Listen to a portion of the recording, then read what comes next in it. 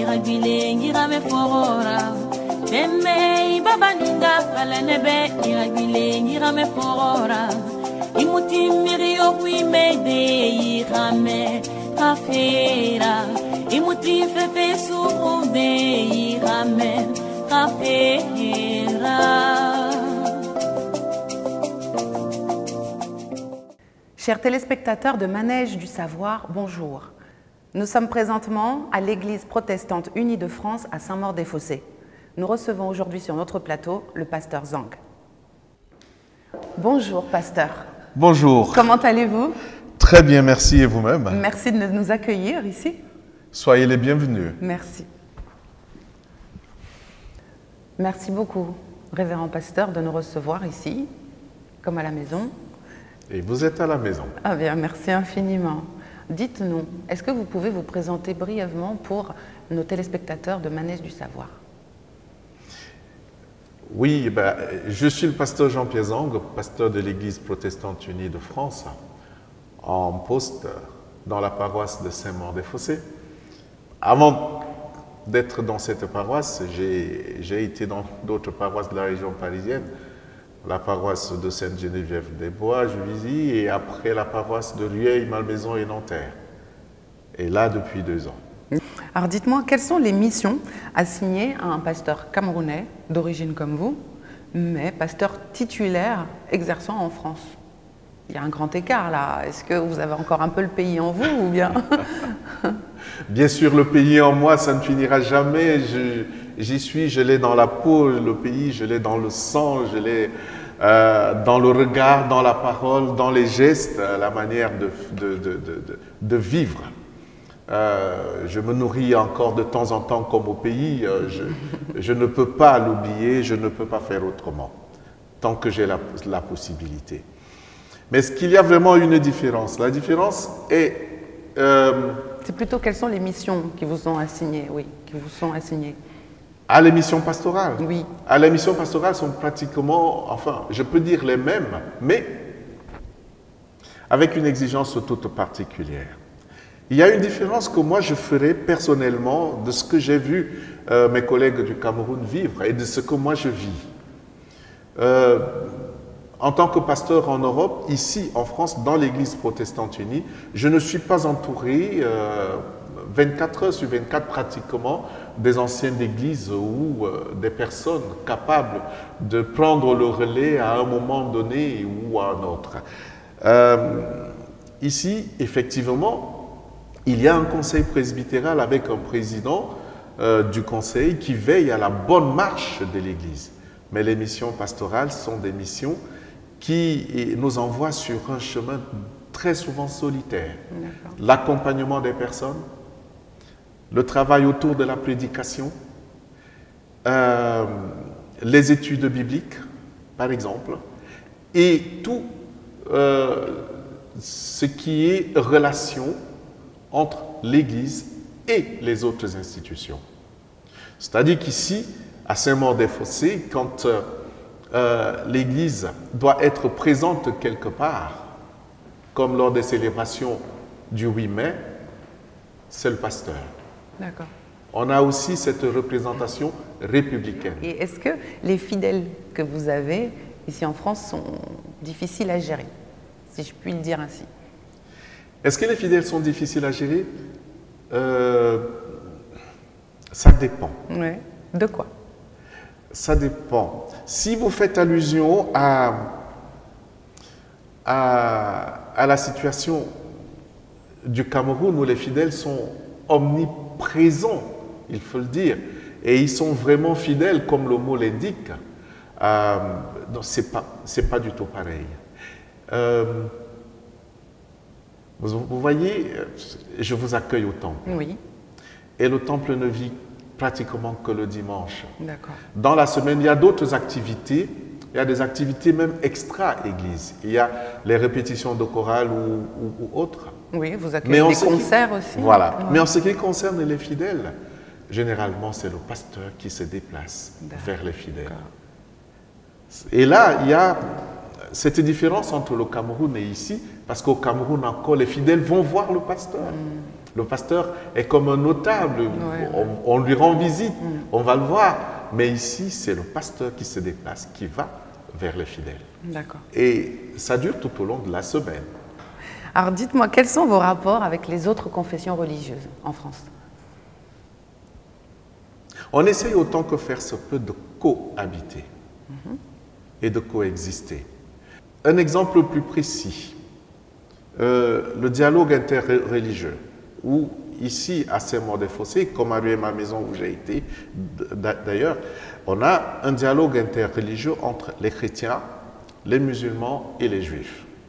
Nous nous rencontrons très souvent à la synagogue pour promouvoir plusieurs activités et que chaque obédience parle de ses préoccupations, de ses manifestations et de ce qui fait l'essentiel de sa vie communautaire. On entretient cette relation pour que nous ne soyons plus des étrangers les uns pour les autres. Et ça, on a remarqué que c'est une démarche vraiment payante. Plus on se connaît et moins on a peur les uns des autres. Bien sûr. Donc et ici, puis on s'accepte pour ce qu'on est, exactement, dans nos différences. Ouais. Exactement. On s'accepte dans ces différences sans avoir toujours à juger. Parce que le problème avec les religions ou les obédiences, c'est qu'on se juge. On se juge et on a toujours peur de celui qui ne fait pas exactement comme moi. Or, la vie n'est pas unique. La vie est multiforme et il faut l'accepter. Il faut l'accepter et cohabiter. Voilà la relation que nous essayons autant que faire se peut. Surtout que l'Église protestante unie est à l'initiative, très souvent, de cette démarche. Et elle est une Église qui fait généralement le lien entre les différentes confessions. Mais est-ce que vous pouvez encore approfondir si selon vous, l'Église protestante en France vraiment a des différences avec celle que vous avez laissée au Cameroun? La différence qu'il y a de manière fondamentale, c'est au niveau de l'organigramme et du fonctionnement. Ici, nous fonctionnons, nous avons un régime presbytérien synodal, c'est-à-dire que c'est hiérarchisé. En même temps, c'est très libérateur, libéral, et ça donne envie à chacun de s'exprimer, ça donne la possibilité à chacun de s'exprimer dans le talent qui est le sien. Ce que j'ai constaté en accompagnant les communautés des églises évangéliques du Cameroun ou des églises presbytériennes camerounaises en France, oui, c'est que les uns et les autres ont toujours le regard tourné vers ce qu'ils appellent la hiérarchie. Il y a ce mot qui est un joli mot, hein, mais qui devient agaçant quand un paroissien parle de hiérarchie. Mais comme en attente. Quand un protestant parle de hiérarchie. Dans le protestantisme, il n'y a pas de hiérarchie. Il n'y a pas de grade. Il n'y a pas de grade. Oui. On ne passe pas du grade de chrétien. Et ça, c'est quelque chose que j'ai entendu. Et vous allez voir que ça dénote de toute une manière de fonctionner et d'une organisation. Je note que certains se considèrent comme simples paroissiens, comme simples croyants, et ils le disent.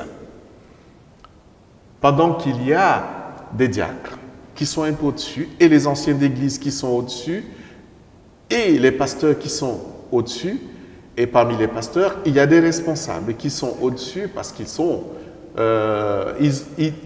occupent des postes, et il y a encore quelqu'un qui est au-dessus, et qui peut se faire appeler le numéro 1 d'une structure. Et là, il y a différence de fonctionnement. Ici, c'est vrai, dans l'Église protestante unie, j'ai un président synodal, un président du Conseil national, mais qui ne se considérera jamais comme étant le numéro 1 de quoi que ce soit. D'accord, parce que vous travaillez en union? On travaille en union. on travaille et lui, il a la spécificité en tant que président de coordonner tous les mouvements avec toute une équipe qui est le conseil. Son rôle n'est pas de décider pour que ça soit fait. Et son rôle, c'est de coordonner les mouvements, de coordonner l'avancement de l'Église, de veiller à ce que cette coordination se fasse dans le respect de la loi, de la structure, de la constitution même de l'Église.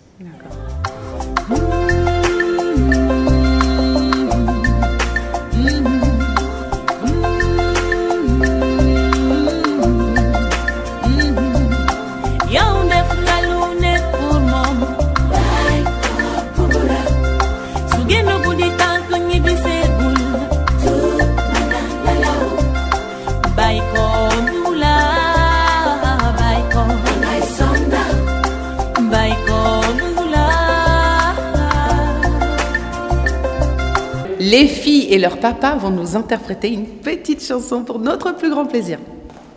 Sometimes in our lives we all have pain, we all have sorrow, but if we are wise, we know that there's always tomorrow.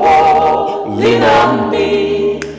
When you are strong, I'll be your friend. I have to carry on.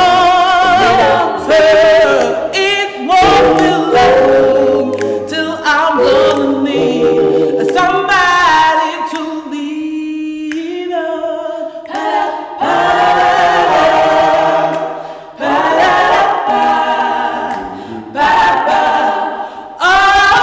Oh, please swallow your pride if you have things you get to bow.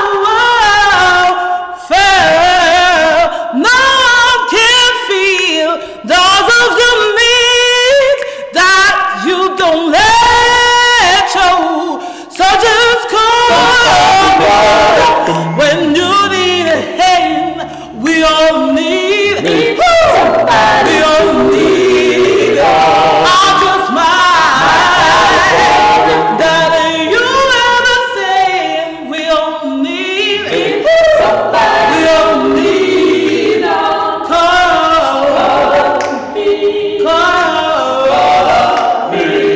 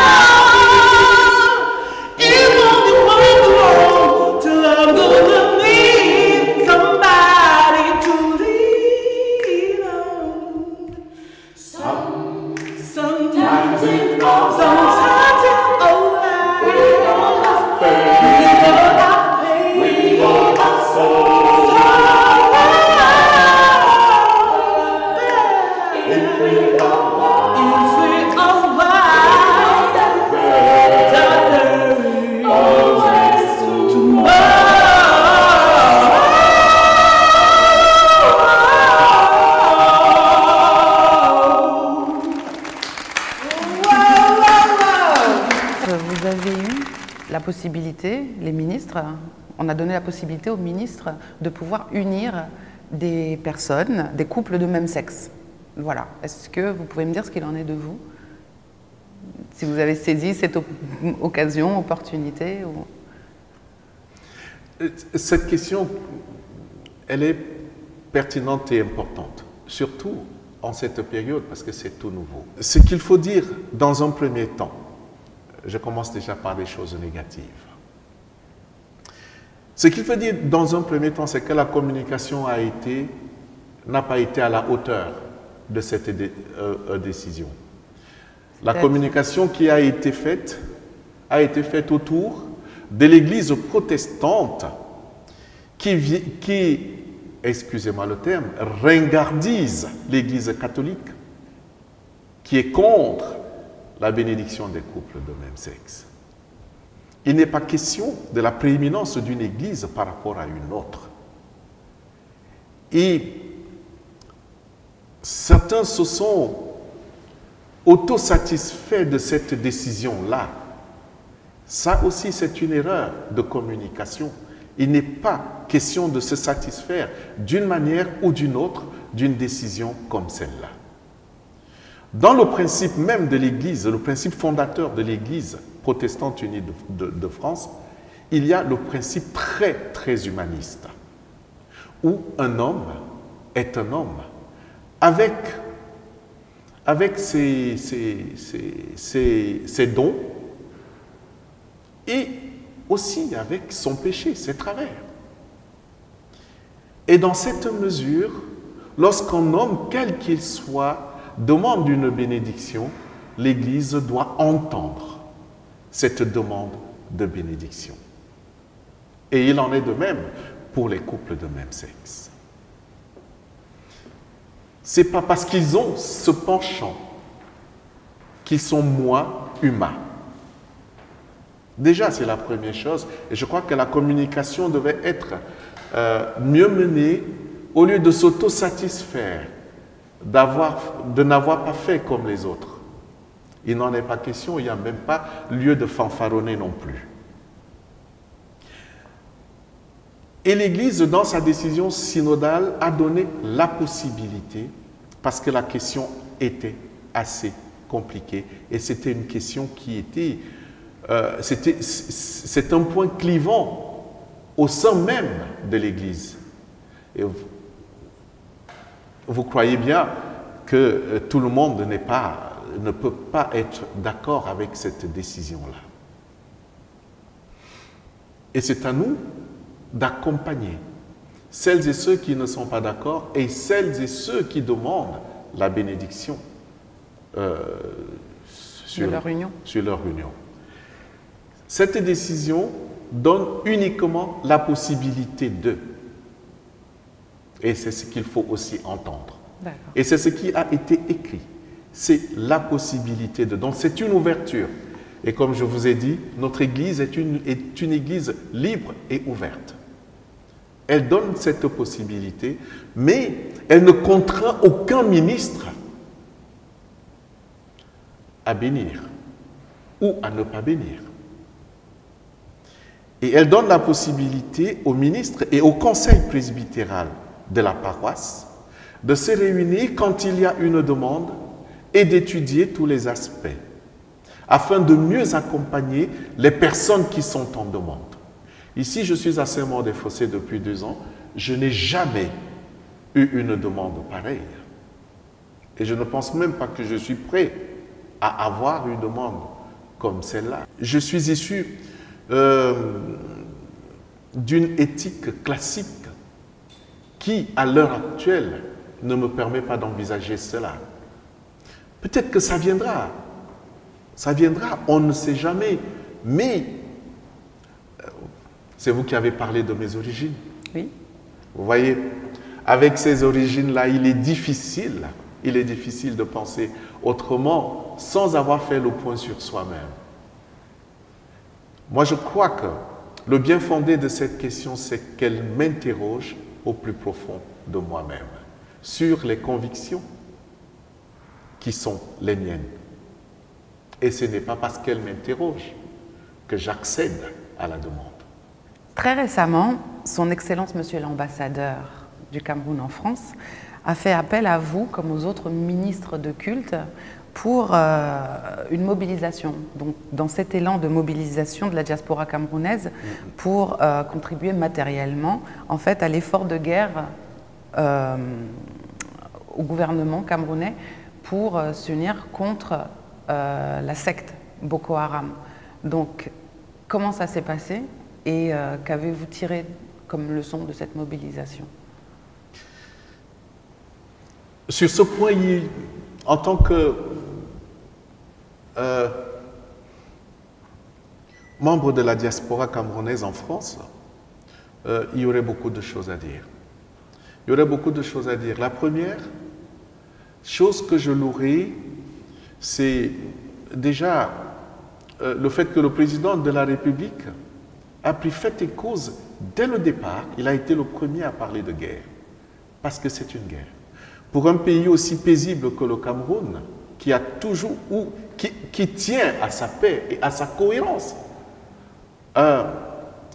avoir dans ses basques une secte islamique, c'était vraiment la guerre. Et je crois que le président de la République avait bien vu.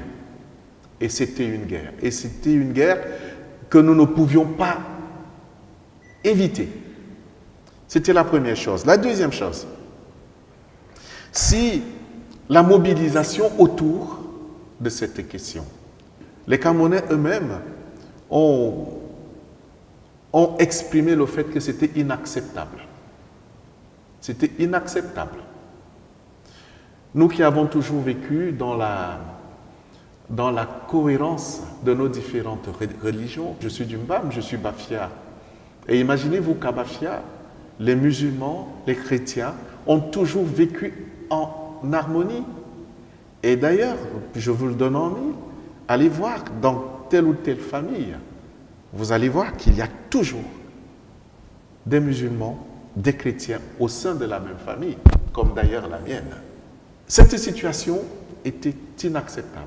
Et je crois qu'on a pris fait et cause, et tous, comme un seul homme, nous nous sommes levés contre cela. Voilà les raisons qui nous ont poussés à suivre cette idée de Son Excellence, Monsieur l'Ambassadeur, pour manifester notre solidarité aux cris de nos frères et sœurs qui sont au pays. On a souvent pensé que nous étions loin et qu'on se désolidarisait complètement de ce qui pouvait arriver au Cameroun. Je peux vous assurer, il n'en est rien, parce qu'on en a souffert et on en souffre encore. C'était la première chose. Et la deuxième chose, c'est cet élan. C'est un élan non seulement patriotique, mais c'est aussi un élan qui exprime une forte conviction en ce qui nous concerne, chrétienne ou généralement religieuse. Donc c'était un témoignage de foi. Pas seulement prier pour ceux qui sont au Cameroun, mais prier pour nous-mêmes.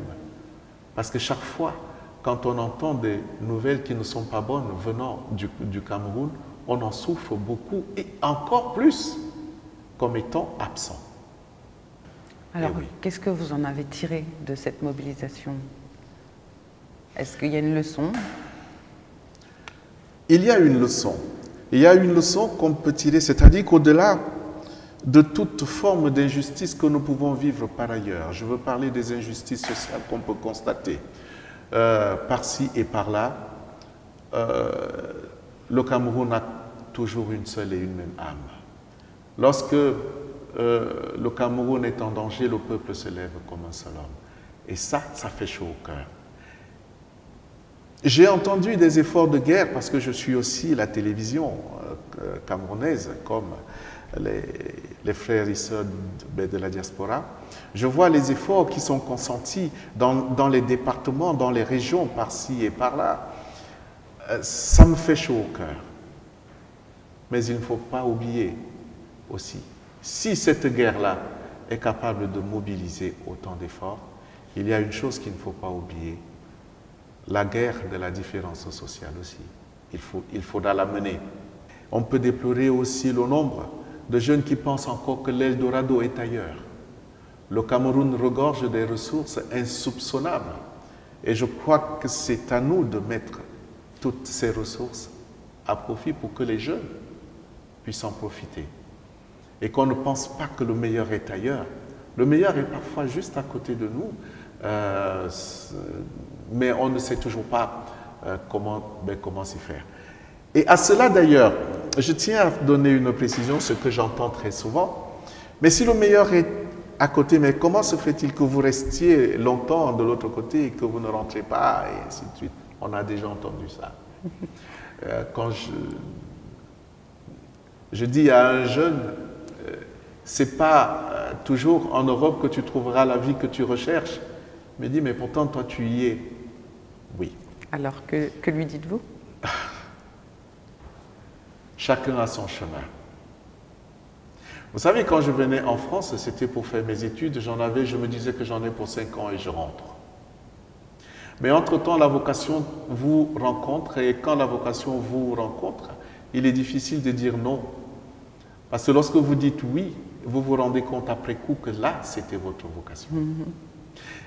Ceux qui pensent avoir une vocation avant de la vivre sont peut-être mieux lotis que moi. Parce que moi, je me rends compte de ma vocation, que j'avais vraiment la vocation pastorale. C'est après coup. C'est chemin faisant. Et là, lorsqu'on est en responsabilité, comme je le suis, comme vous l'avez mentionné, il est difficile du jour au lendemain de dire « je prends mes clics et mes claques et je m'en vais ». Voilà la raison pour laquelle je suis là. Quel message de réconfort est-ce que vous enverriez là maintenant à vos frères restés au pays?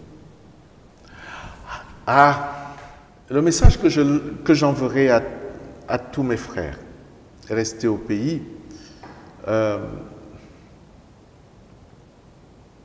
c'est l'amour des uns pour les autres. Et ce que je leur dirai, c'est ce que je dis souvent, même du haut de la chair. La haine ne tue que les personnes qui la portent. Vous avez déjà vu la haine tuer un adversaire? Non. Vous avez beau détester quelqu'un, le fait que vous le détestiez ne le tuera pas. Mais le fait que vous détestiez cette personne vous tuera.